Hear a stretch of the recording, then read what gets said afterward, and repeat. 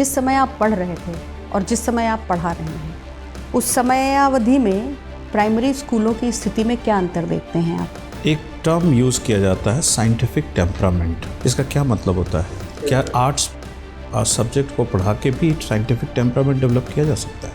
ये जो भारत सरकार ने जो तरीका निकाला है लेटरल एंट्री का, किस प्रक्रिया के तहत उसमें लोगों की नियुक्ति की जाती है?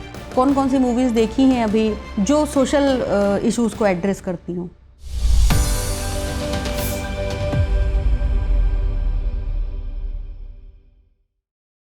May I come in? Yes please come in. Thank you, ma'am. Good evening, ma'am. Good evening, sir. बैठिए। Thank you. Comfortable? Yes, ma'am. अपना संक्षिप्त परिचय बोर्ड मेंबर्स को दीजिए।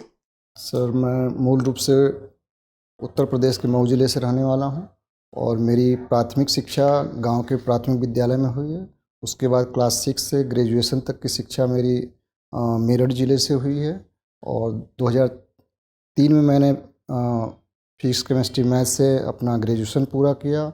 उसके बाद मैं 2008 में मैंने डिस्टेंस लर्निंग के तहत MCA का कोर्स कुरुक्षेत्र यूनिवर्सिटी से किया है सर। और वर्तमान में मैं सर 2013 से बेसिक शिक्षा परिषद के साथ अपर प्राइमरी स्कूल में हेडमास्टर इंचार्ज के पद पे कार्यरत हूँ। ठीक है। अपर प्राइमरी स्कूल में आप अभी हैं और गांव के प्राइमरी स्कूल से आपने पढ़ाई की। जी मैम। जिस समय आप पढ़ रहे थे और जिस समय आप पढ़ा रहे हैं, उस समयावधि में प्राइमरी स्कूलों की स्थिति में क्या अंतर देखते हैं आप? जिस समय मैं पढ़ रहा था उस समय जो प्राइमरी स्कूल गांव या ग्रामीण क्षेत्र में शिक्षा के प्रमुख साधन थे। उस समय प्राइवेट स्कूलों का उतना अभी प्रभाव नहीं था, लेकिन धीरे धीरे प्राइवेटाइजेशन बढ़ता गया और ज़रूरत के हिसाब से प्राइवेट स्कूलों का प्रभाव बढ़ता गया और आज की डेट में प्राइवेट स्कूल एक प्रमुख भूमिका में है और कहीं ना कहीं गुणवत्ता और अपनी एफिशिएंसी के मामले में प्राइमरी स्कूल या जो गवर्नमेंट एडेड या रन स्कूल हैं उनसे बेहतर परफॉर्म कर रहे हैं। ठीक है, तो इसके पीछे क्या कारण लगता है आपको? क्योंकि सरकारी स्कूलों में तो शिक्षकों की भर्ती भी मानकों के आधार पर होती है, क्वालिफाइड टीचर्स लिए जाते हैं, उसके बावजूद अगर परफॉर्मेंस की बात है तो प्राइवेट स्कूल क्यों आगे हैं? इसमें मैम जो मैनेजमेंट और एफिशिएंसी है, गवर्नमेंट स्कूल में शिक्षा के अलावा और भी एक्स्ट्रा एकेडमिक वर्क हैं जिसको टीचरों को परफॉर्म करना पड़ता है। ठीक है। प्राइवेट स्कूलों में एफिशिएंसी और क्वालिटी पे ज़्यादा फोकस किया जाता है, वहाँ रिसोर्सेज बेहतर होते हैं। गवर्नमेंट धीरे धीरे सरकारी स्कूल में भी रिसोर्सेज को बढ़ा रही है, जैसे मैम कायाकल्प योजना लाई गई है इंफ्रास्ट्रक्चर के लिए और जो टीचरों को गुणवत्ता के हिसाब से उनका चयन हो रहा है, साथ ही ऑनलाइन मोड से भी शिक्षा को बढ़ाया जा रहा है। तो गवर्नमेंट एक तरह से हॉलिस्टिक प्रयास कर रही है जिससे हमारी जो प्राथमिक और सरकारी विद्यालयों की गुणवत्ता सुधर सके। अच्छा, आपके विद्यालय में लगभग कितने बच्चे हैं? मेरे विद्यालय में मैम 229 बच्चे हैं। उसमें बालक और बालिकाओं का अनुपात कितना है? बालक 110 हैं, बालिकाएं 119 हैं मैम। 119 है, मतलब ज़्यादा हैं जी। तो ये तो आपके लिए उपलब्धि है, इसके लिए आपको बहुत बधाई हो। पहले तो आप बताइए कि ये इतना चमत्कारिक आंकड़ा करने के लिए आपने क्या प्रयास किए? जैसे मेरा कोविड के समय बच्चों का जो सरकारी स्कूलों में संख्या बढ़ी थी मैम, उसके बाद हमारे यहाँ स्टाफ जो है सब ने प्रयास किया और एक पहले से रेपुटेशन भी विद्यालय की ठीक ठाक रही है। तो जब मैंने इस चीज़ को जब प्रभार संभाला तो मुझे लगा कि जो बच्चों को शिक्षा देना और बच्चों की जो रिटेंशन है, अगर बच्चों से हम लगाव लगाते हैं, अगर बच्चे का मन विद्यालय में रहता है तो बच्चा विद्यालय आएगा और वो लर्निंग में भी अपना फोकस करेगा सर। ठीक, थैंक यू सर। आपने नेशनल एजुकेशन पॉलिसी के बारे में सुना है? जी सर। उसमें क्या क्या फीचर्स है, कुछ बता सकते हैं? एक दो।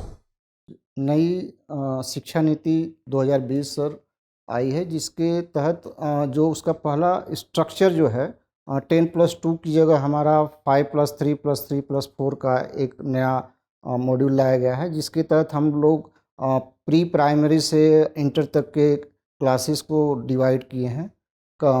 जो शुरुआती जो 5+ का मतलब है कि कक्षा 0 से 5। इसके उद्देश्य क्या लिखे गए हैं? उद्देश्य क्या है?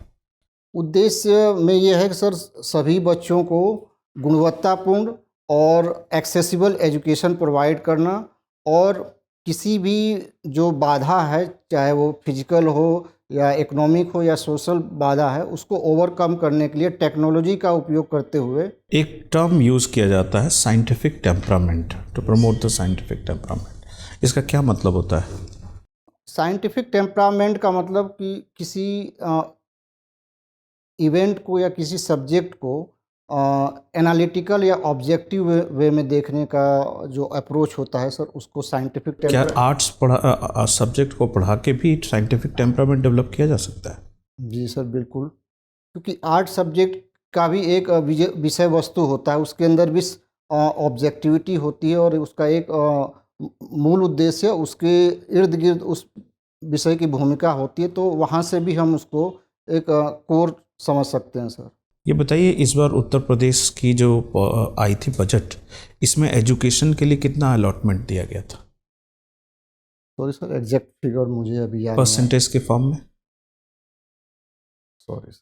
ठीक है, उत्तर प्रदेश बजट आपने पढ़ा है, तो ये बताइए उत्तर प्रदेश बजट में क्या क्या मुख्य प्रोविज़न है? उसमें एक लक्ष्य रखा गया था $1 ट्रिलियन इकॉनमी बनाना। जी सर। तो ये बताइए कि ये $1 ट्रिलियन इकॉनमी बनाने के लिए क्या क्या स्टेप लेने की बातें की गई है?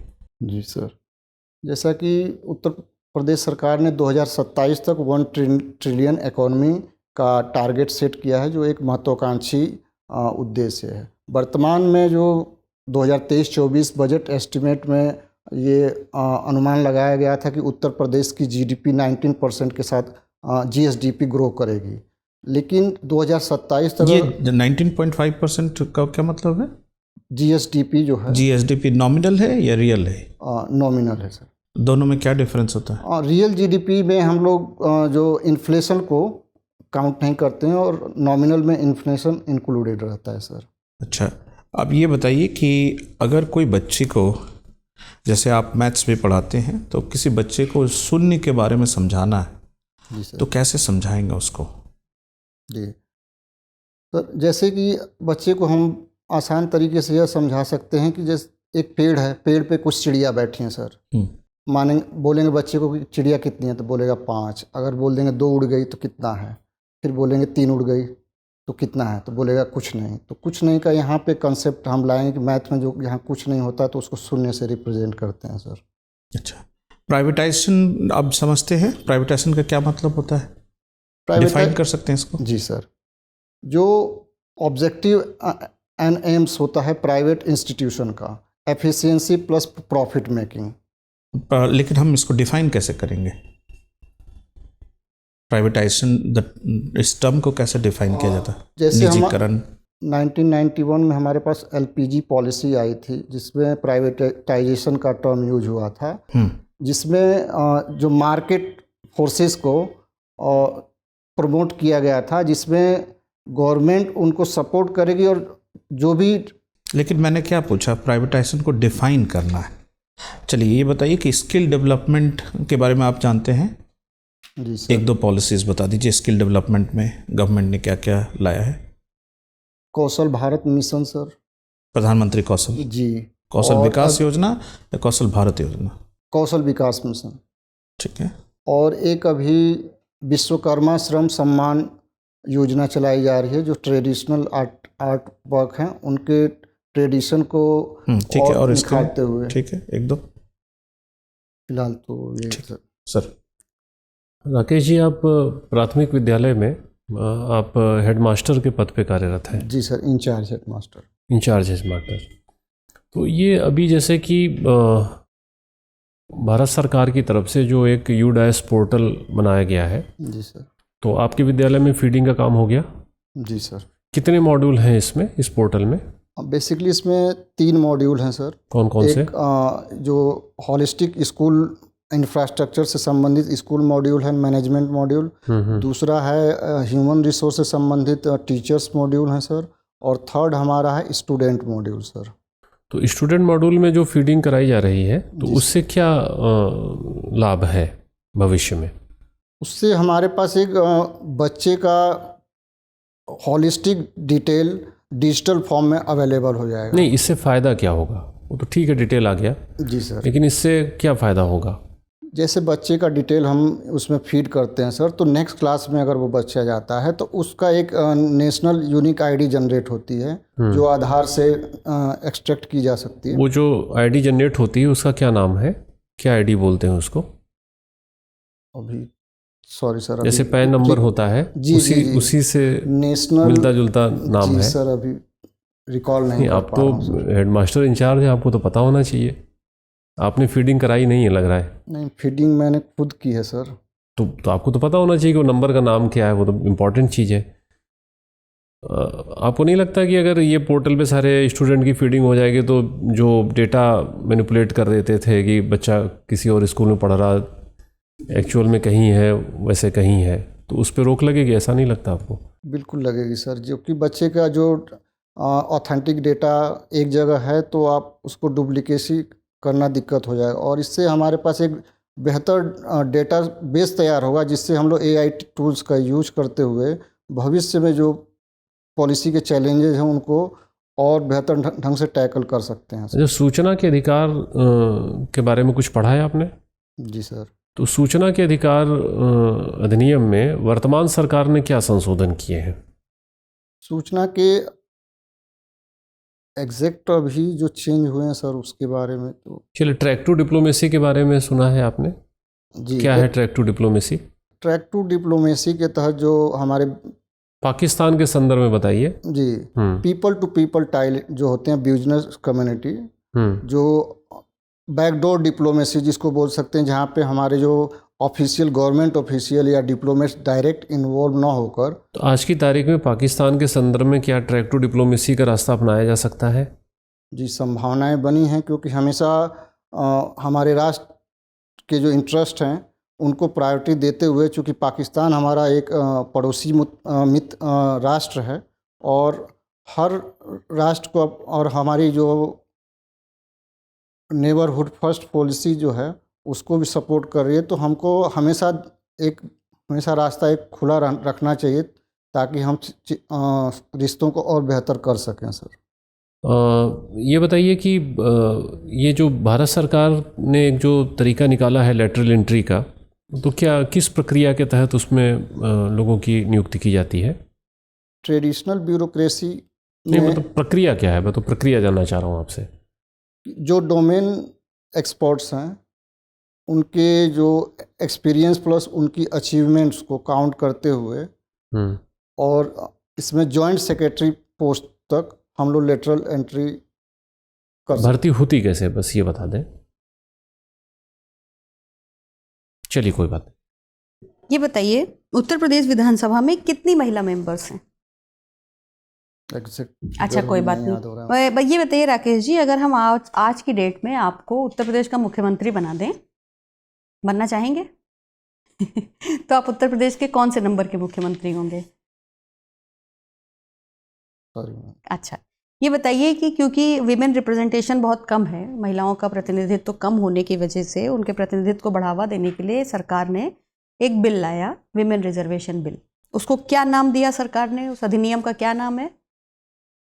महिला सम्मान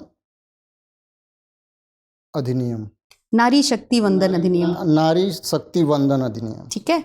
कब इसको पेश किया गया लोकसभा में? किसने किया? किस डेट को पारित हुआ? एक्ट बना? आपको आइडिया नहीं है? आप नहीं चाहते महिलाएं आगे आएं रिप्रेजेंटेशन के लेवल पे? जी चाहते। अच्छा, ठीक है। ये बताइए, भारत में ऐसे कौन कौन से राज्य हैं जहां पंचायत के लेवल पर जो रिजर्वेशन है वो 33% से ज़्यादा है? एक तो मैम बिहार हुआ। ठीक है, बहुत बढ़िया। और अभी फिलहाल यही है। अच्छा, जाति गणना कहाँ करवाई गई सबसे पहले, किस राज्य में? वर्तमान में बिहार में करवाई गई। बिहार में वो गणना हुई और उसके आंकड़े पब्लिश हुए। उसके बाद तमाम सरकारों ने कहा, तमाम राज्य की सरकारों ने कहा कि पॉलिसी मेकिंग के लिए ये एक अच्छा कदम है और हम अपने राज्य में ये गणना करवाएंगे। कौन कौन से ऐसे राज्य से जिन्होंने ये कहा कि हम भी अपने राज्य में जाति गणना करवाएंगे? अभी जो इलेक्शन हो रहे थे तेलंगाना में बात हुई थी मैम, ठीक फिर है। इधर राजस्थान में भी बात हो रही थी कि जातिगत जनगणना कराएंगे। ठीक है। आपको मूवीज़ देखना पसंद है, आपने ऐसी कौन कौन सी मूवीज़ देखी हैं अभी पिछले कुछ समय में जो सोशल इश्यूज़ को एड्रेस करती हूँ? एक मूवी मैम, मैं नाम तो नहीं जानता हूँ, लेकिन साउथ की डब मूवी है, अभी कुछ दिनों पहले मैंने देखी है। उसमें एक फैमिली को दिखाया गया है जिसका एक बच्चा होता है जो बचपन में घर छोड़ के भाग जाता है, करीब 10 या 12 साल की एज में, और वो जब यंग हो जाता है, लेट सपोज 25 जब जवान हो जाता है तो अपने गांव आता है। तो गांव आता है तो ये नहीं बताता है कि वो अपने माता पिता को मैं वही हूँ। गांव का एक दुकान होता है, वहाँ पे 2-3 लोग होते हैं, उनसे पूछता है कि मुझे उनके घर जाना है, क्या वो अभी भी वहाँ रहते हैं जो उस घर में रहते थे। तो वो जाता है, सूटकेस लिया रहता है, उस सूटकेस में उसने कुछ सोने चांदी और पैसे कमाए हुए रहते हैं। ठीक। वो लेके जाता है और उस घर में माता पिता के अलावा उनकी एक लड़की होती है और ये उनका भाई होता है। ठीक है। तो ये अपनी आइडेंटिटी डिस्क्लोज नहीं करता है। उनके साथ रहते घुलते उसने कहा कि अब उस परिवार पे वहाँ के लैंडलॉर्ड का कर्ज था, तो ये लोग काफ़ी परेशान रहते थे। तो वो जो सोना चांदी भर के लाया होता है उसे चुका देता है? नहीं, वो ये कहता है कि मैंने इसको, देखिए मैंने मेहनत करके कमाया है, आप भी इसको कमा सकते। ठीक है। लेकिन वो जिस दिन आता है मैम, उसी दिन एक तांत्रिक उसके घर आता है, मतलब उस आदमी के आने से पहले, और ये भविष्यवाणी उनको कहता है कि आपके घर में सोना चांदी धन जेवरात आने वाले हैं। तो वो कह के चला जाता है। अब जब परिवार के मतलब लड़की, उसके पिता, उसकी माँ यह देखते हैं और उसके एक दिन खाते समय छिपकली गिर जाती है, तो उनके मन में लालच होता है कि जो भविष्यवाणी की गई थी यानी सही है, अगर हम इसको मार देते हैं तो हमको ये पूरा पैसा मिल जाएगा। अब इस लालच में खुशी के मारे उसके पिता जो थे वो एक शराब की दुकान में शराब पी रहे थे। अच्छा, तो आप मुझे संक्षेप में ये बताइए कि इसमें कौन सा सोशल इशू एड्रेस किया गया? यहाँ पे लालच दिखाया गया है। लालच को दिखाया गया। अच्छा, ठीक है, मैं समझ गई। इसके अलावा आपने और ऐसी कौन सी फिल्म देखी जहाँ जो हमारे समाज की मूलभूत समस्याएं हैं उनका चित्रण किया गया हो? एक अभी जो मूवी आई है एनिमल, यहाँ पे वायलेंस काफ़ी दिखाया गया है मैम, और हमारे समाज में जो वायलेंस को, ठीक है, मैं समझ गई। मेरा आपसे आखिरी सवाल ये है राकेश जी कि भारत के समाज में ऐसी मूवीज़ जिसमें एक महानायक होता है जो अचानक से एक आदमी 10 आदमियों को मार देता है या ऐसी कुछ एक्टिविटीज़ कर देता है जो किसी भी सामान्य आदमी के बस में नहीं है, उस तरीके की नायक को पसंद करना कहीं ना कहीं इस बात को इंगित नहीं करता है कि हमारा समाज बहुत परेशान है और वो किसी महानायक की अपेक्षा कर रहा है अपने बीच में? इसलिए मैम, जो व्यक्ति की अपेक्षाएं होती हैं हमेशा अपने आप को हीरो प्रेजेंट करने की होती है, उसके अंदर बेहतर से बेहतर क्वालिटी दिखाता है। तो जब वो महानायक को देखता है और वो फाइट करता है, सही कॉज के लिए लड़ता है, तो उसके अंदर भी जो अंदर का जो इंसान है जो चाहता है कि मैं भी कुछ करूं, तो उसको ऊर्जा मिलती है जो कहीं ना कहीं उसको मोटिवेट कनेक्ट करता है उससे। ठीक है, आपसे बात करके अच्छा लगा। आपका इंटरव्यू पूरा होता है, आप जा सकते हैं। Thank you ma'am.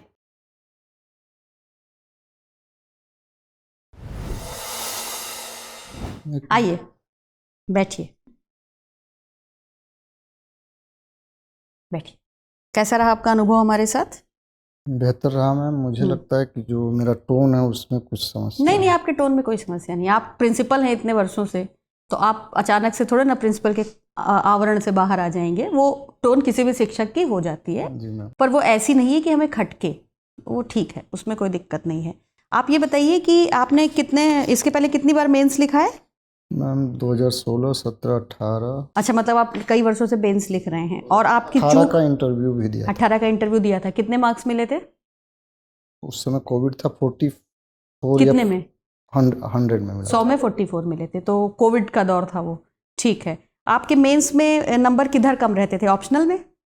हाँ मैम, ऑप्शनल में कम रहते थे। इस बार आपको उम्मीद है कि ऑप्शनल का जो रोड़ा है वो हटने के बाद मेंस में आपकी परफॉर्मेंस ठीक होगी? मैम 18 तक मैंने हिंदी मीडियम दिया और अब इंग्लिश दे रहे हैं जी। 20 के बाद मैंने इंग्लिश दिया। ठीक है, उससे कोई फर्क नहीं। मेंस हुआ कैसा आपका? मेंस बढ़िया हुआ। अच्छा हुआ है। ठीक है। तो राकेश जी, सबसे पहली बात कि आप क्योंकि शिक्षा विभाग में इतने लंबे समय से काम कर रहे हैं, मतलब लगभग 10 वर्षों से, ठीक है, तो 10 वर्षों का जो आपका अनुभव है वो आपको इस इंटरव्यू में बहुत हेल्प करने वाला है, क्योंकि आपका ज़्यादातर इंटरव्यू इसी फील्ड में रहेगा। बेसिक एजुकेशन और उसके ऊपर के लेवल की जो एजुकेशन है उसमें सुधार के लिए तमाम प्रयास सरकार कर रही है। तो बेसिक लेवल की एजुकेशन को सुधारने के लिए क्या प्रयास किए गए हैं? जो डिजिटलाइजेशन हुआ है, जो आपने सर के सवाल में कैसे आप नहीं बता पाए, मुझे समझ में नहीं आ रहा। आपने फीडिंग अगर की है, एग्जैक्ट वो वर्डिंग अब नहीं याद आ रहा था सर, और मैं गलत उसको परमानेंट एजुकेशन नंबर, हाँ पी नंबर, उसको आप लिख लीजिए, उसको रट लीजिए, नहीं तो आपके पेन नंबर हाँ पेन नंबर, नहीं तो वो ना संदेह पैदा होगा कि कैसे किया है कि आपको यही नहीं पता है। ये तो वैसा ही है कि बिना पैन कार्ड के कोई इनकम टैक्स भर दे, समझ रहे हैं? आपका हम इनकम टैक्स भरते हैं और पैन कार्ड नहीं है, जी जी, है ना?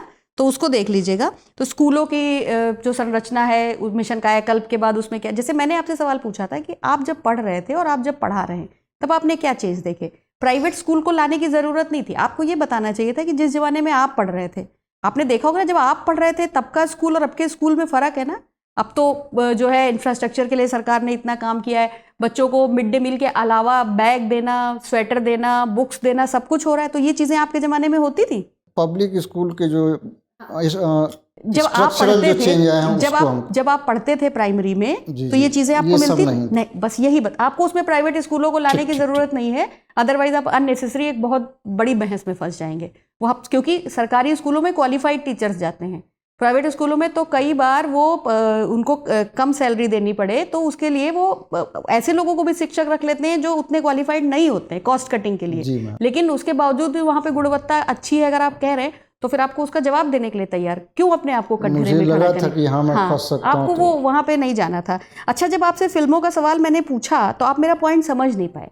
मेरा सवाल ये था कि सोशल इश्यूज को एड्रेस करने का मतलब कि समाज में जो भी चीज़ें समस्याएं चलती रहती, फिर वो छुआछूत हो या इस तरीके की कोई समस्या, उसको या फिर जो है जिसको बोलते हैं ना डिस्क्रिमिनेशन जैसी कोई समस्या या कोई विमेन सेंट्रिक प्रॉब्लम, उसको एड्रेस किया हो, उस तरीके की फिल्मों का नाम पूछा था।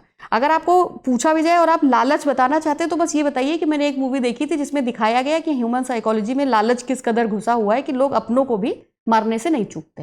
अगर आप इतनी लंबी कहानी बताएंगे तो आप अपने कीमती समय का बहुत बड़ा समय एक ऐसी मूवी की कहानी बताने में जाया कर रहे हैं जिसका नाम भी आपको नहीं पता। वो नहीं करना है, ठीक है? वो उसमें मत जाइएगा। मूवीज़ का अगर आपको देखना पसंद है तो देखिए कि कौन सी मूवीज़ हैं जो इम्पैक्टफुल रही। बहुत सी मूवीज़ हैं जिन्होंने आपको ये सिखाया, जैसे 3 इडियट्स ने आपको ये सिखाया कि ज्ञान के पीछे भागो, सफलता आपके पीछे आएगी, इस तरीके की चीज़ें।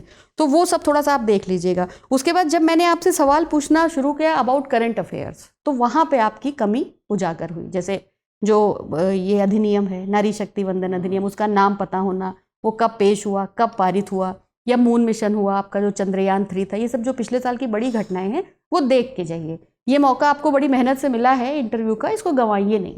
जो कुछ आपने पढ़ा है उसको अच्छे से रिवाइज करिए। School education system, new education policy, वो सब थोड़ा सा बहुत बढ़िया से ब्रश करके जाइए, उसमें नहीं फंसना चाहिए। और बाकी आपने क्योंकि लंबे समय से सेवा का अनुभव है तो आपके व्यक्तित्व में एक ठहराव आ चुका है, वो काम करते करते, और वो आपको फ़ायदा पहुँचाएगा। ड्रेस वगैरह आपकी ठीक है, एंट्री बात करने का तरीका सब ठीक है, उसमें कोई दिक्कत नहीं है। बस 15 मिनट के लिए आप ये याद रखिएगा कि जो सामने बैठे हैं वो प्रिंसिपल है। यहाँ पे आपने ऐसा कुछ किया नहीं, हम आपको सिर्फ सावधान कर रहे हैं, कई बार हमारी आदत में आ जाता है। सर एक बार क्वेश्चन किए तो मुझे लगा कि मैं थोड़ा नहीं, वो सर तो आपसे सिर्फ सवाल पूछ रहे थे, आप एकदम ठीक थे। लेकिन ये होता है ना कि जब वही वाली बात कि आपने पैन कार्ड के बिना इनकम टैक्स भर कैसे दिया वाली बात थी, तो इसलिए वो इंटेंशन पे संदेह पैदा होता है। तब व्यक्ति आपसे पूछता है कि आपने किया है या आप कर रहे हैं, बस और कुछ नहीं। आप ठीक थे, बढ़िया। कोई सवाल आप पूछना चाहते हैं? ठीक है, तो आप अपनी ऊर्जा और को आपने अब तक जितना बरकरार रखा है, बस कुछ दिन और ऐसे बरकरार रखिए और कोशिश करिए कि इस बार में आप किला फतेह करके वापस आएँ, नैया पार। ठीक है, all the best. Thank you.